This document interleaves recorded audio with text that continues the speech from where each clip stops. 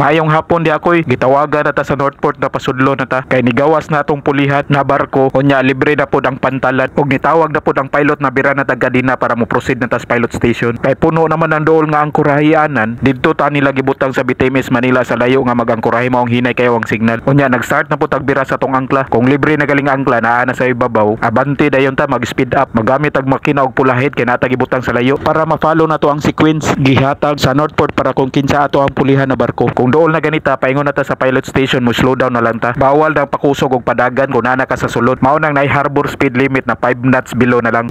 Ano sa bulletin now?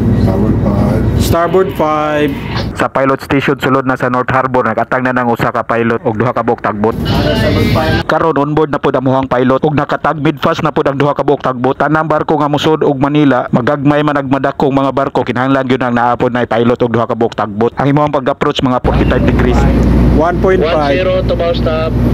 10 to bow stop. Og 3 knots below na lang imong speed. Kung one ship's length na lang gani ka sa imong dunggoanan, below 100 meters parallel ang beam stop engine para salida abante hinahinay na lang. Clear to swing. Kaya clear to swing. Dead slow astern. Kaya clear to swing up. Kung nana katungod ang beam sa imong bow stop, kick lang kag dead slow astern tapos stop engine para patay salida. 5 meters. Stop engine. Patulak lang kas duha ka tagbot kung in position na hangtod makadikit ang barko. Salamat kay tanan sa mga nag-share, nag-like ug nag-follow sa atong mga video. Salamat jud kayo sa inyong mga support. Kaya pilot off. Thank you. Please like and follow. Thank you for watching. God bless.